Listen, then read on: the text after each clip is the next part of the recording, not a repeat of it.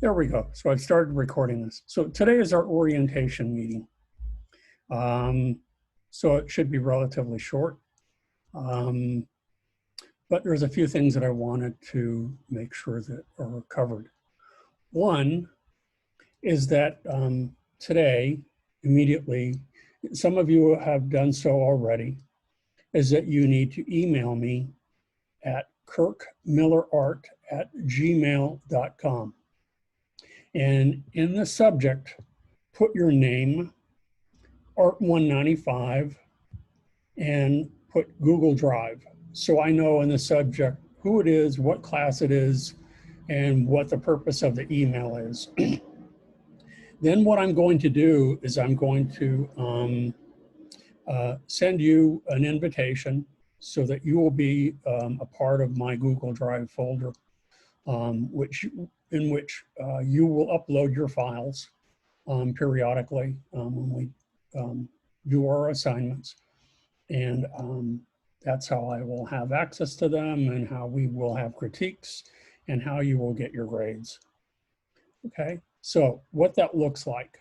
Let me go ahead and share my screen. So I'm going to go ahead and share. And I'm going to move this up here.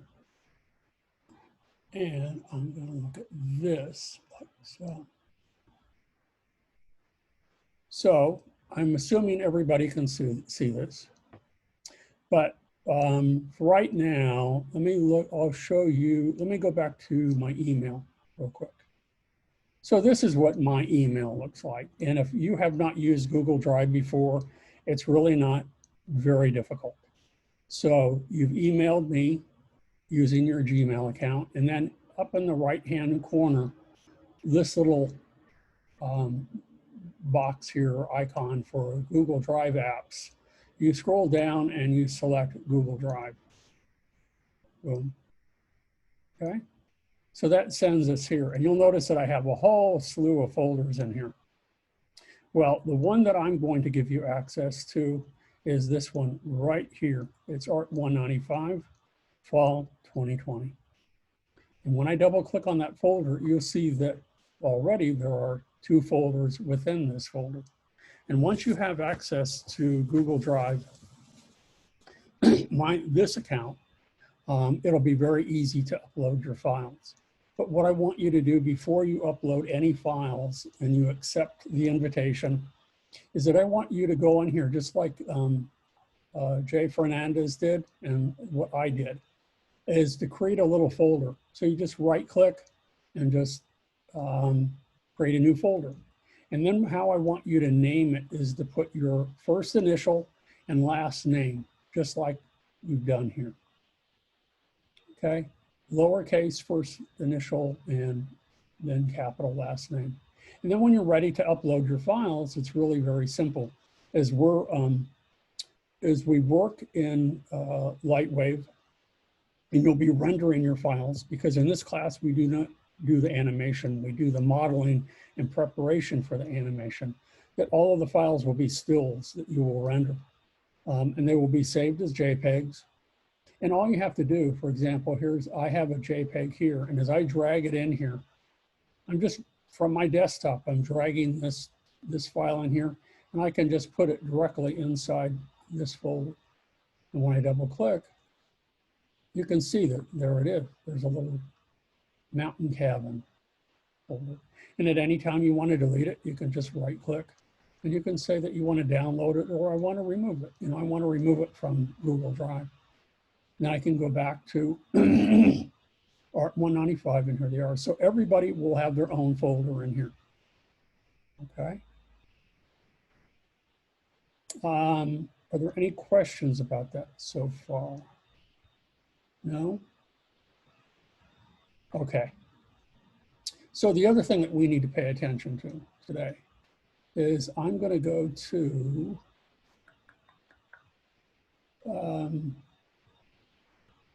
hold on here. Let me move this up here. And I'm going to go back to what happened to it? Hold on here. I'm going to pause pause the recording.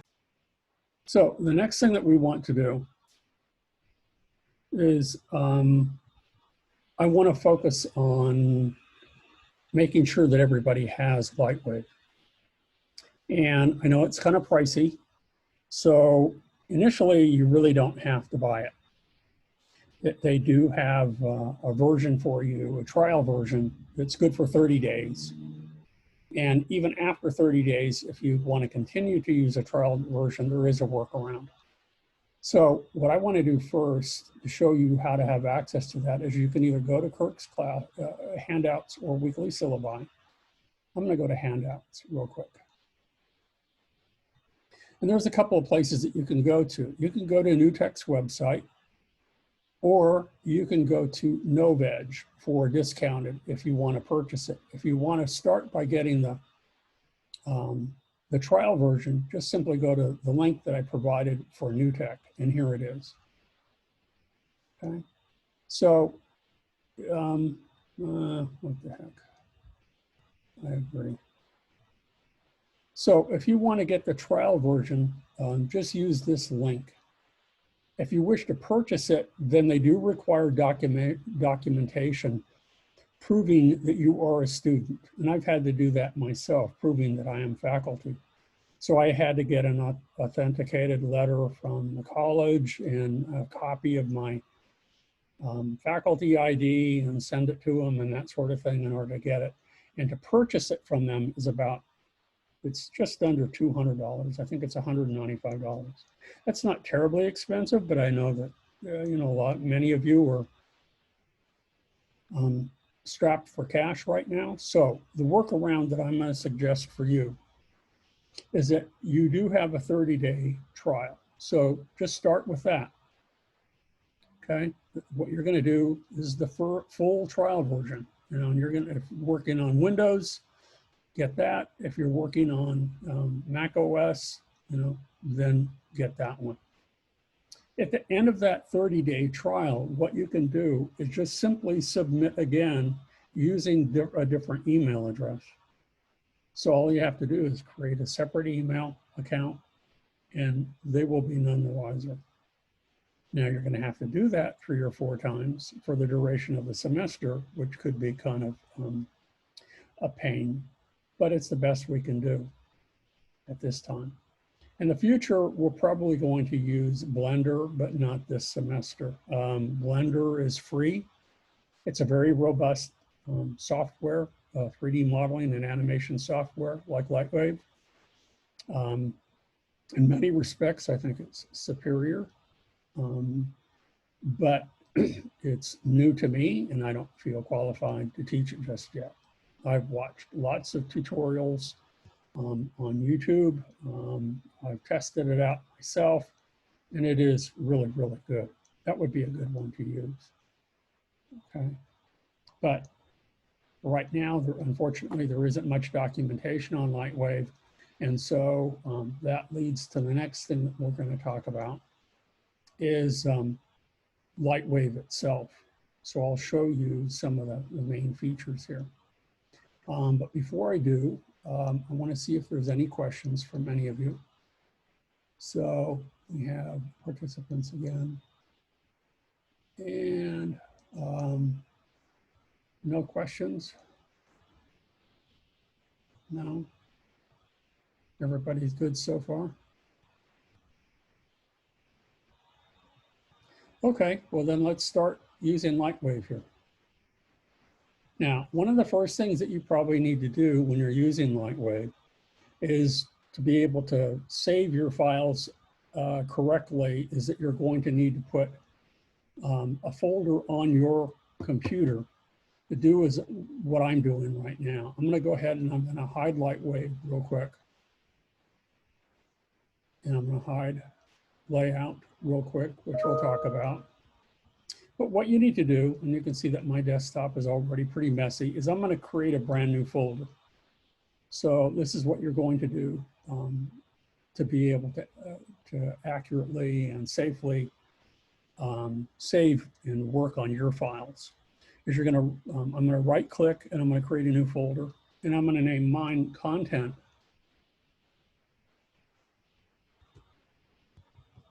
oops, I want, sorry. There we go, content, fall 2020. So I know which semester it is. And this is very important because the files that you'll use in Lightwave are linked to particular folders. And if it can't find, if you're in layout and it can't find your model file, or if it can't find your surface images and that sort of thing, it can cause disruption or delay in the use of your files. So I'm going to go ahead and double click on the folder, open it up. It should be empty here. What can I find? Why is it taking so long to open up an empty folder?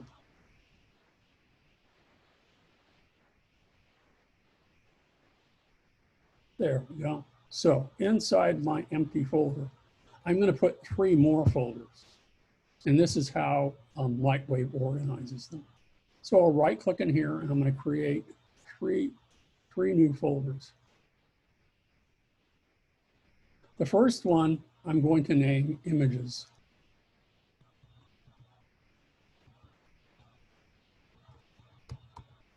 Okay. And this is where you'll store your 2D images that you will use for surfaces. When we begin surfacing our models and to make them look like real wood or glass or things like that. Or if you want to apply text onto a surface or whatever. It's to apply a skin onto the surface of your models. This is where you'll save those files. The next 2 are incredibly important too, and it'll be an object folder and a scene folder. So object was where we'll spend most of our time creating 3D models in Lightwave. And this is where you'll save those models. So I'm gonna, excuse me, right click here. And I'm gonna name this one Objects. Oh, pardon me. Objects. And then this one, Scenes.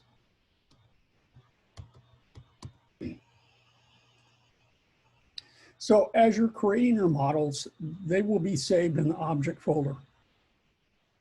Once they've been saved, we'll see that they will be sent over to layout.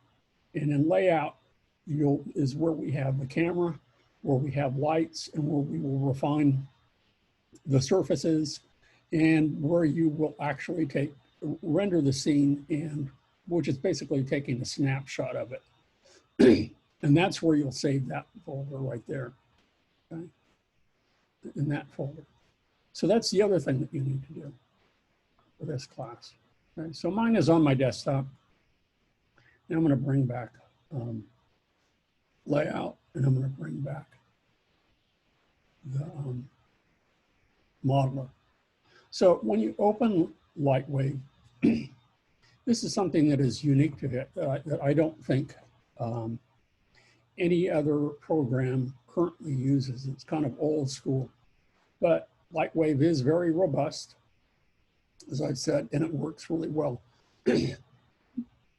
Excuse me. Lightwave, let me take a drink here.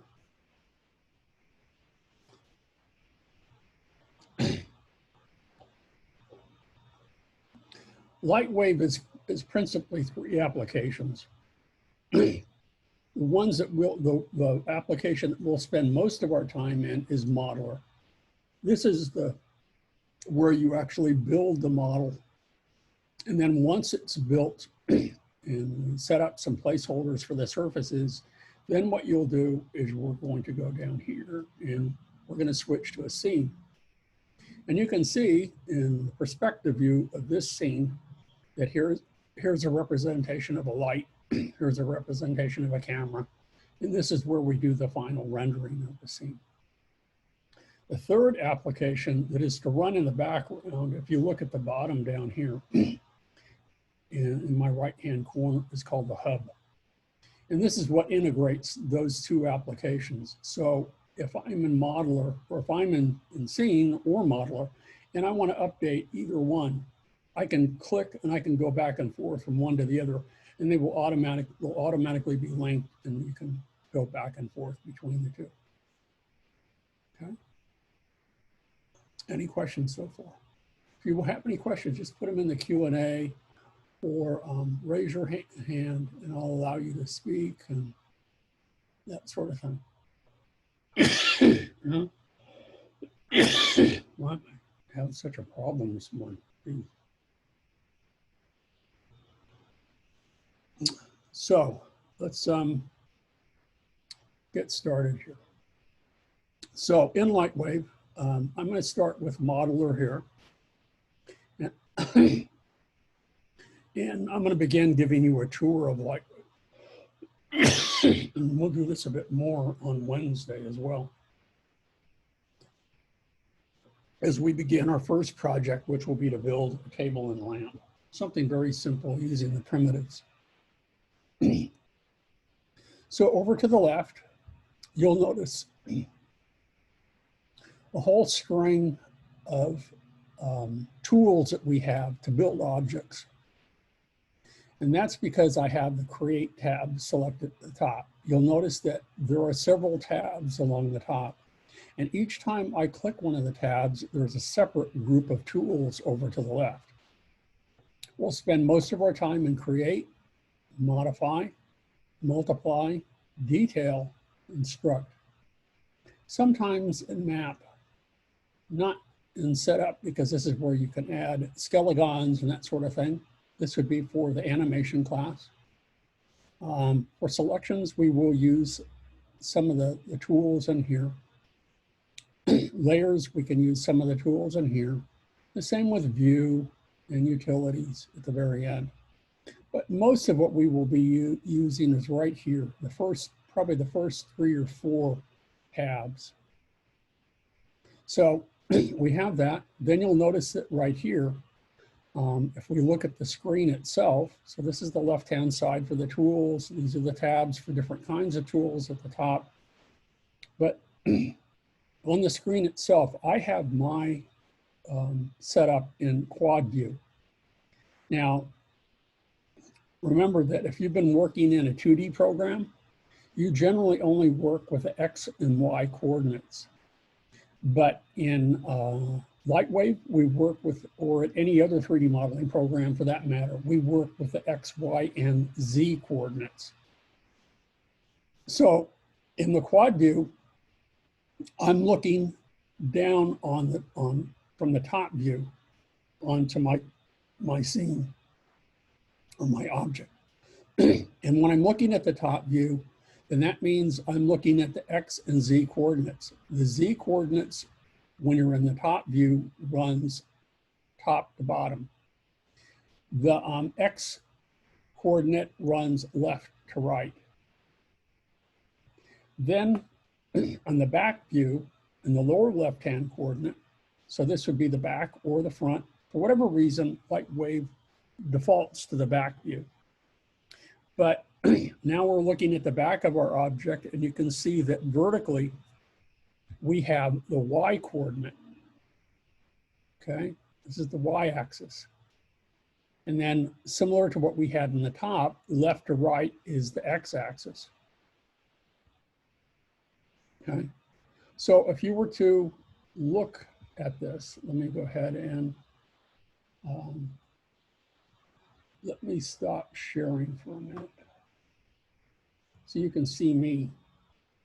If I hold my fingers like this, okay, looks kind of silly, doesn't it? But in Lightwave, my index finger would be the Y-axis because it runs vertically up and down, and then the X-axis runs left to right. Okay. And then my thumb, which you can't see, which is behind me, is perpendicular to the screen, so that would be the Z-axis. Now, in mathematics, it doesn't work that way. Actually, the z-axis runs vertically, and the y-axis is the one that is perpendicular to the plane. And you'll see in other applications that that's how they function. That's how they work. Okay.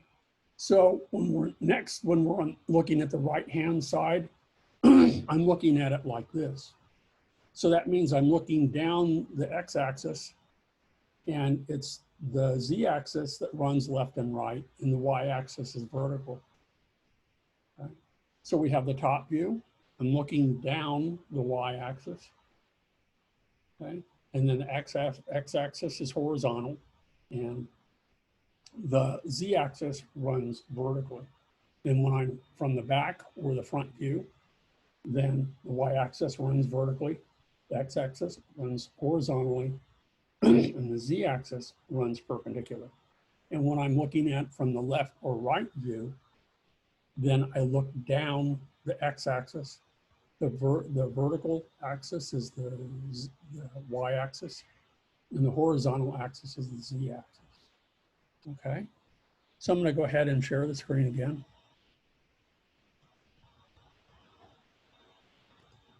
We're going to come back here. Now, you can change this. You can change the quadrants any way you like. To do that, you hit D for display. Oh, come on. D for display. And then what you can do is you can see a whole lot of different display options here. What I want to do is, let's look at some of these, and that you can customize all of this if you want at home. If you want to show points, if you want to show surfaces, if you want to show normals, sometimes I like showing surface normals. You can do that. You can change the colors for all of them. In OpenGL, okay, texture resolution, you can control that. You can control pixel blending. You can control frame buffers, a variety of things here. Transparency. We have VWrap here. Backdrop, okay, and this is the one that I want. Actually, not yet. I want interface. Okay, so hold on here. Let me go back to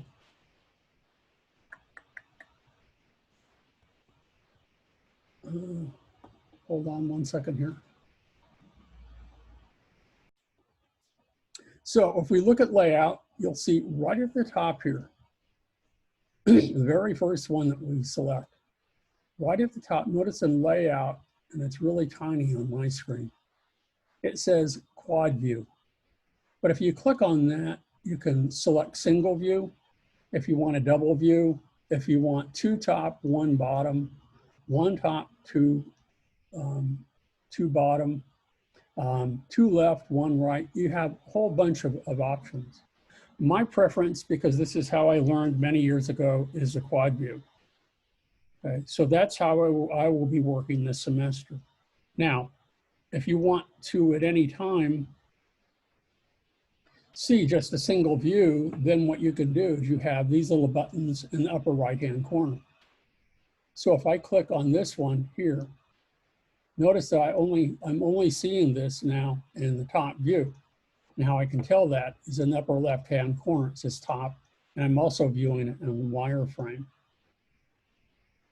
Okay, now all I have to do is click on this button in the upper right-hand corner, and that brings me back to quad view.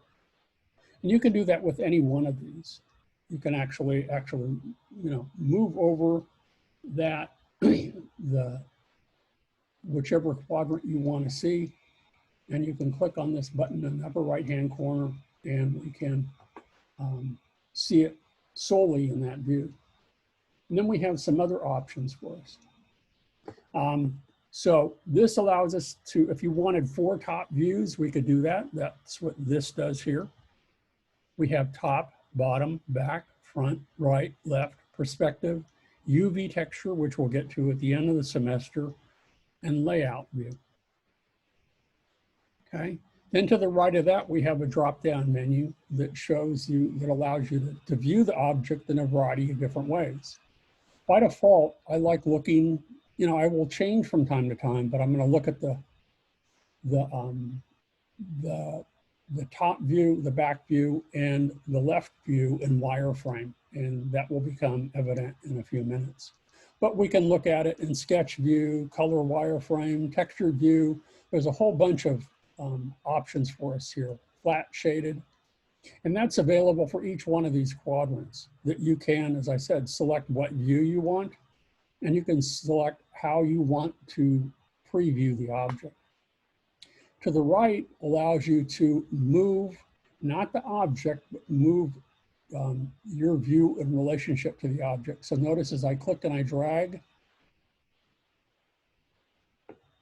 okay, it's changing not the object, but it's changing my view in relation to the object.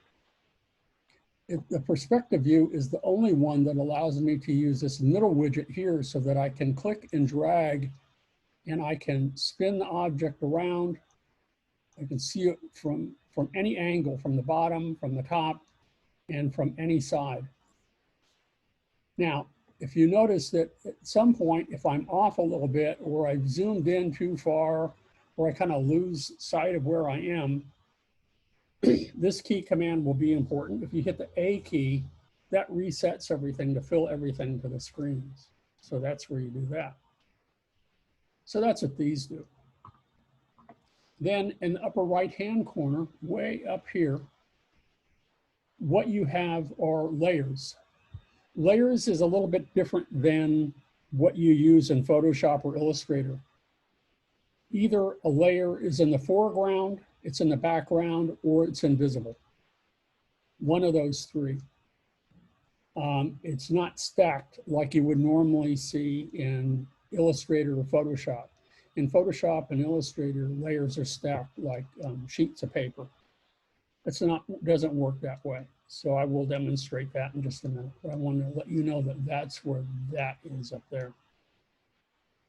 Then down at the bottom, we have more buttons for us to select. When you create an object, do you want to select points? Do you want to select edges? Do you want to select polygons or volume?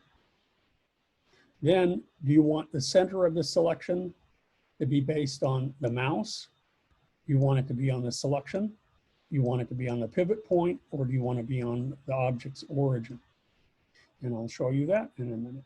And then also when you select or when you create, you want symmetry turned on or not? You want subpatches, or do you want Cat, Mill, Clark? Whole bunch of variations, and these will become really important to us too down here. All of these little ancillary buttons, or these little helpful ways of viewing our object, will become really important. And then in the right-hand corner, we have, if we're going to select weight maps, texture maps, morph maps, color maps, selections, selection sets, we can do that from down here, and we'll get to that later this semester. So, to get you started in creating an object, I'm going to work with some basic primitives here. Primitives are nothing more than a selection of points and polygons that have been pre-configured into basic forms, into cubes, into balls, into discs or cylinders, into cones, capsules, torus shapes, which are toroids or donut shapes, and there's a whole slew of them here. But starting with a simple cube or cylinder or whatever, you can create a multitude of things. You really, don't need many of the other primitives to get you started. So to get started with Lightwave and building an object, what I like to have is the numeric requester up at all times. And I like having the properties panel up at all times. So I'm going to select down here, or you can hit N for numeric. Oh, come on. Select there. There's my numeric requester. And I'm going to bring that up. So you'll see what that is in a minute. Then over here, under more windows, I can come here and I can select, maybe I want, what do I want? I want I want the statistics panel.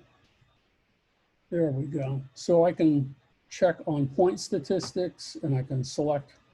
That's because points are selected down here, but as soon as I select polygons, it will change the polygon statistics. And you'll know that the whole thing is empty right here. So I like having these up at all times.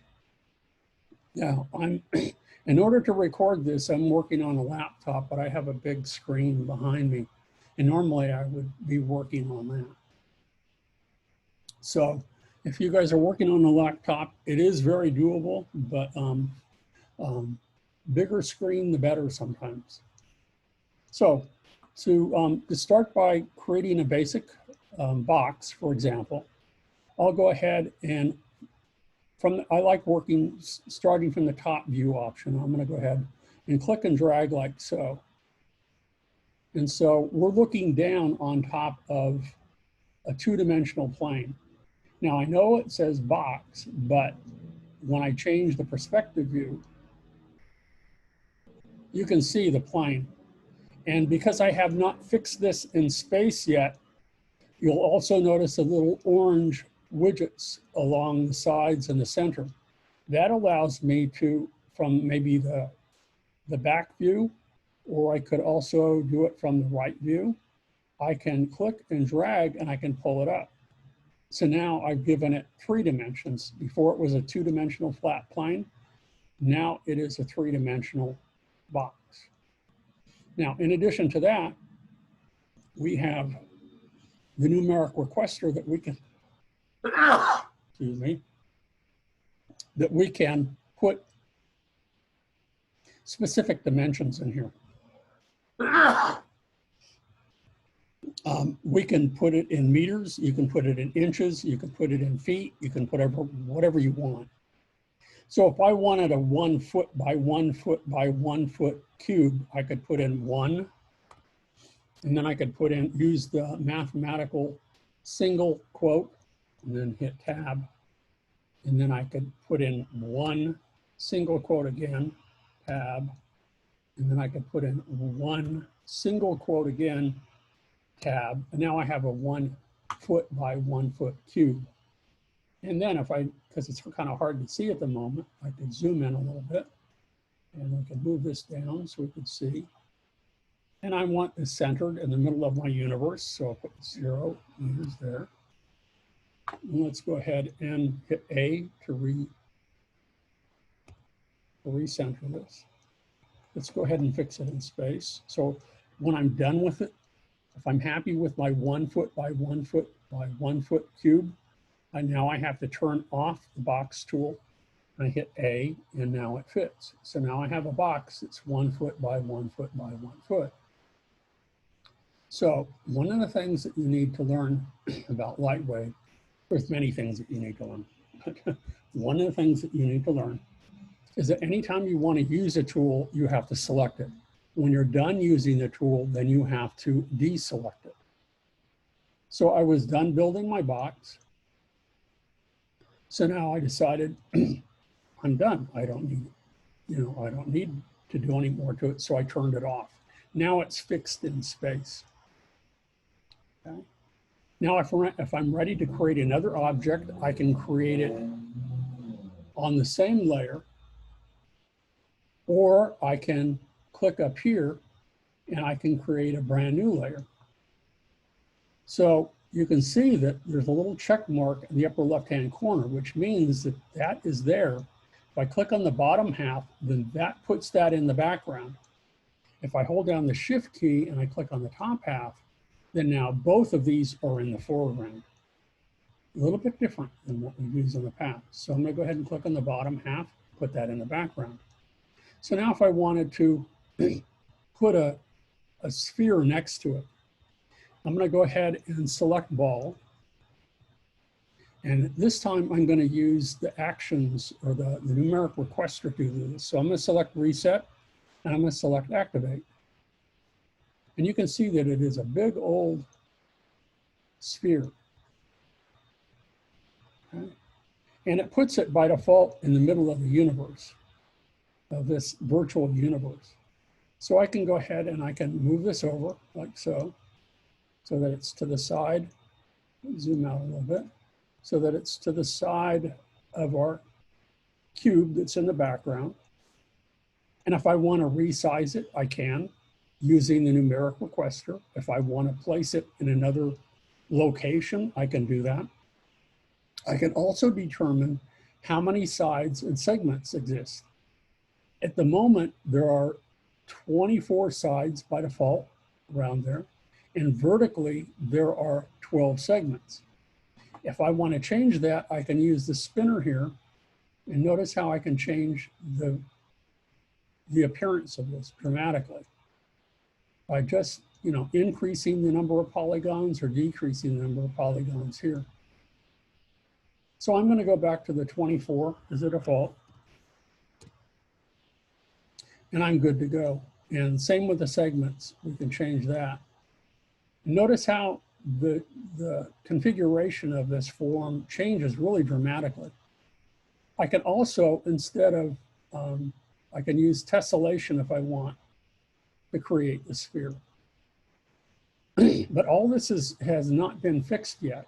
So if I come back now and I go back to my 12 segments and I'm done with that and I'm happy with it, remember I have to turn off the object. Now, if I decide I want to move something, if I want to change the size of something, if I want to deform it in any way, then the next thing that I have to decide is, well, what is it that I want to change, or what do I want to reconfigure? So as long as it's in the foreground, anything on that layer in the foreground or anything in the foreground will be affected. So let's say, for example, I want to move something. And notice that I've shift clicked to make sure that both are in the foreground, even though they're on separate layers. If I go to the modification tab and I select that I want to move it, and the key command for move is T. So now I can move it. So if I move it from the front view, notice that I can move it vertically and horizontally. And that's it. That's the limitations to that view. If I move it from the top view, then I can move it along the X or the Z axis, and that's it. But notice that both of the objects are moving. What if I only want to move one of the objects? Then I would have to put one in the background, and now the other one that's in the foreground, I can move separately. So an important rule to remember in Lightwave, if nothing is selected, then everything is selected. So for example, I'm going to go ahead and I'm going to take that cube and I'm going to put it on the same layer as the sphere. So I'm going to hit Command X. Well, let's just make a copy of it. Command C for copy. And then I'm going to go back to the sphere layer and I'm going to hit Command V for paste. So now they're both on the same layer. So if nothing is selected, then everything is selected, especially when they're on, if they're both in the foreground or if they're on the same layer. So now again, if I want to move them, again, if I select move, they both move. If I want to only select the cube and move it separately, and maybe I want to put the cube on top of the sphere on top of the cube, then what I need to do is I need to begin to select just some of it. Now at the moment I have polygons selected. So if I select one, or if I turn, I forgot to turn off move. So hit T for to turn off move. Now if I select and I click and I drag a handful of polygons, and then to make sure that the entire sphere is selected, I go to select and I say select connected. Now the whole sphere is selected. So the sphere is selected, but the cube is not. So now if I hit T for move, I can move it up and over. And now it's on top of the cube. Okay, but you have to make sure that it's selected. Remember, if nothing is selected, then everything is selected. Now I can deselect, and to deselect, you turn off the move tool, and I deselect. So now they're both on the same layer. And I can hit T for move, and now that they both move in unison. The same would be if I wanted to change the scale, or if I wanted to rotate, or whatever. And again, if you wanted to reset to make sure that everything is in the center and filled all of these, hit A. And that will recenter everything. So I've, quite simply made a simple sphere, a simple box, and move them in place. If I want to resize them or anything, there are multitude of tools, and there's a lot of redundancy built into this. Or if you want to look at it a different way, there are lots of specialized tools. So for example, I'm going to go ahead and I'm going to remove the cube again. So I just have, let's turn off move. Let's click to select one polygon. And then I'm going to go ahead and I'm going to say select connected. So they're all selected, and I'm going to do the Command X. So for example, if I wanted to scale this, then I would use the size tool. The size tool is a good example. Sizes everything uniformly, all 3 dimensions. So now when I click and I drag, notice that it gets smaller. And again, I can control where it sizes by, it's right now the center of the selection. If I wanted it from the mouse position, I would click mouse, and now watch, it's going to size from where I positioned my mouse. So there's a lot of controls that you have that are very specialized. Most of the time I like using from center of selection, but it really depends. Now, a variation on this would be the stretch tool. The stretch tool allows you to resize this, but you can control the X, Y, and Z coordinates separately. So if I'm working from the top view and I'm working from center of selection, when I click and I drag and I pull the mouse towards me or away from me, notice how I'm changing the configuration of the sphere and its proportions.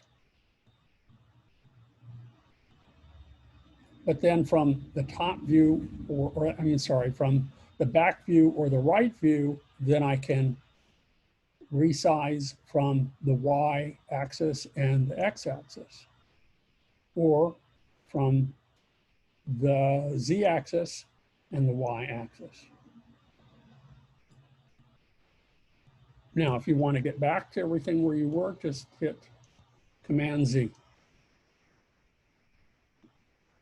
Okay, so the stretch, and the point that I wanted to make is that the stretch and the size tool are very similar to one another. They both allow you to change the scale or the size of the object, but the size tool allows you to change the object size uniformly, and the stretch tool allows you to change the size of the object using the X, Y, or Z coordinates individually. You can also change it using the numeric requester. I can go back in here, and if I want to make this 50%, okay, so if I hit 50%, okay, and then I apply, but notice it only changed it along the X because I have the stretch tool selected. If I had the size tool selected, now it will uniformly change it 50%. Now I select apply. And you can also specify the center of it, where you want it. So if I selected the move tool, for example, and I wanted this to be, actually,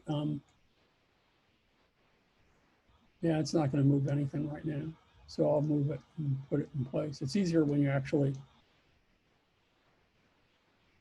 set it up. So I'll move that down in the middle. So, and hit A to resize, recenter. I've been talking on and on. So are there any questions that you have for me so far? No? Raise your hand or let me know if you want to talk.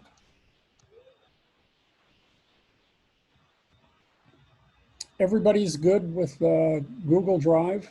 Everybody is good with the software. So we're going to be, like I've done today, we're going to be working with a whole series of tutorials that I will give. If you do have the textbook, I will suggest reading, and it's good reference. But actually, some of the older textbooks are better. But since version 10, they have not come out with any new textbooks. And there's very little support for Lightwave, but it's still an excellent program. And it's really, when you consider the price of all the other 3D modeling programs, it's not a bad price. Okay. Now, if we were done with this, if we were happy with everything, what you would want to do is you would want to maybe apply a different surface to it. So, for example, if I just wanted to make it a different color, so I'm going to go ahead and turn off move. I remember to turn off the tools. And to change the surface of this from like a drab gray, I could put in a placeholder. So if I hit Q on here, I'm going to call this sphere or ball. So name it ball. And I don't want this to be the default texture. And I'm going to name, make it a nice red ball here. So I'll make it nice red. Click OK, and it changes it. Okay. Now remember, on the first layer, I also have the cube, and that's a part of this file, even though it was hidden. And I'm going to make the cube blue. So I'll hit Q, and I'll make this cube. And let's make the color of this blue.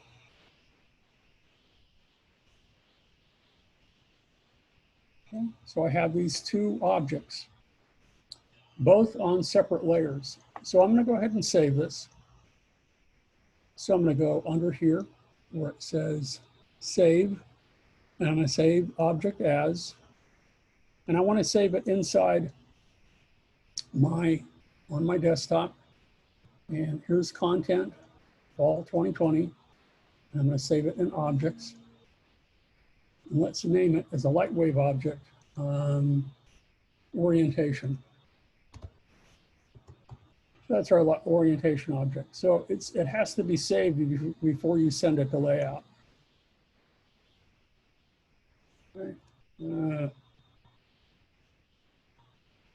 I have antivirus software here.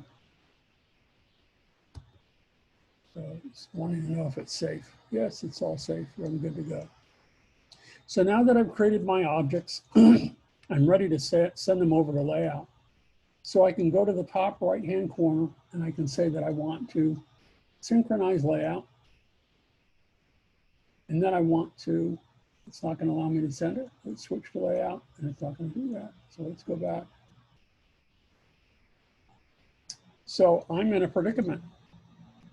Let me go back here and let's close Lightwave because they aren't synced up.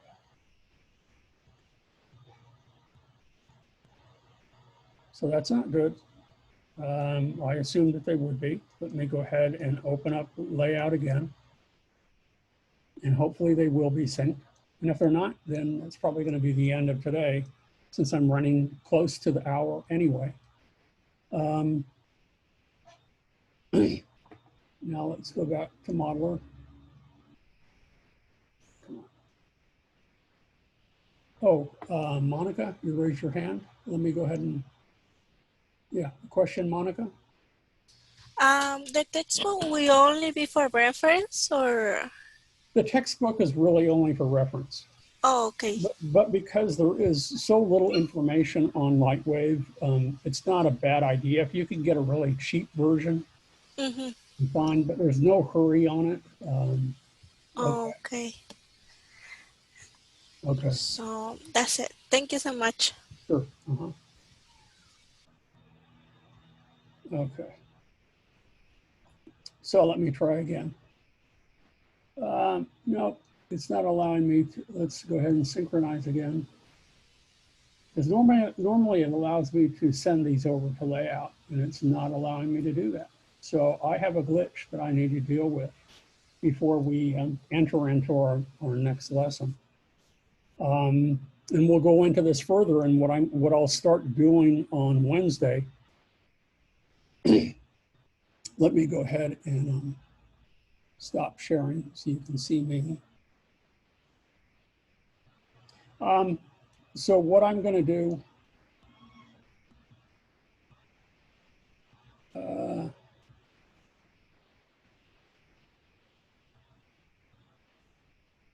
there we go. So what I'm going to do on Wednesday is that we're going to begin our table alignment.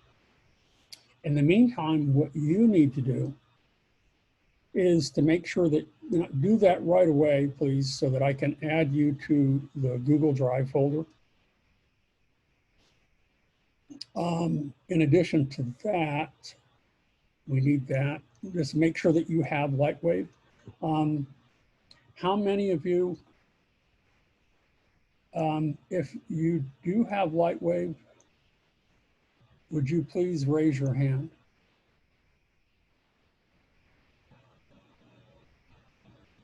So there's still a few of you who don't. Okay. So for Wednesday, make sure that you at least get the trial version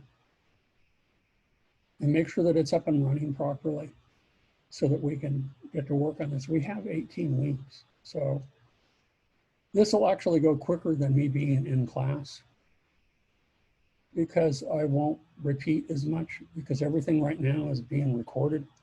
And so you can watch this again and again and again. And if I forget something or you're not sure how to do it, then just remind me at the next lesson. It will be recorded. Okay. So I think we're pretty much done for today, unless you have any more questions about the class. We'll be doing for a good part of the first half of the semester. We're going to be working on projects together. As I said, Wednesday we'll start with a table and lamp, and we'll be creating those objects in Modeler and sending them over to layout and rendering them using mostly primitives. And then we'll be doing the reboot character together, which is a little bit more advanced. We're going to use a combination of more, basic tools and more advanced tools to create that character. Then after that, I will be introducing more sophisticated ways of applying surfaces to the objects so that you can make them look, very real. And then we will have the toy assignment. After the toy assignment, I will continue to be introducing new and more advanced tools and techniques. But then we will start on the final assignment, and the final assignment is more open-ended. So while I'm demonstrating these new tools and techniques, you'll be working on the final assignment, and it will be due the last day of class. As you complete them, you'll save the Lightwave files on your computer. You'll render them both as Photoshop and JPEGs. And then the JPEGs you'll upload to Google Drive, and that's how you will be graded. Okay. If for those of you who can't attend the live webinars regularly, I mean, maybe you're doing that today, but later on you can't. Your life happens, and things change. Just stay in touch with me and email me or stop by or do something at least once a week so that I know that you're alive and you're there and you're continuing to participate in class. Because there's a lot involved with Lightwave that requires that you learn a lot of tools and techniques to even get started. It has a very high learning curve. And then You know, as we reach certain critical stages in the semester, then you'll finish your projects and turn them in. There are no lessons per se, but what I would do, suggest to do is that if, you know, when we're done and I publish this, is to, if you've already installed Lightwave, to test out a few things of what I've done today and see if it works for you. Because one of the things that I'm going to do is I'm going to close this up. I'm going to open it back up and see why it's not syncing between modeler and layout.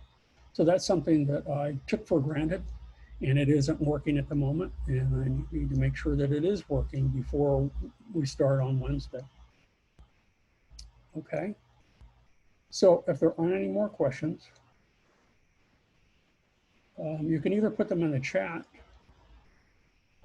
or you can put them in Q&A. Or if, you know, raise your hand, I can allow you to speak, and then we'll be set to go. No? Okay, well, if we're done for today, then I believe I have everybody marked who is here.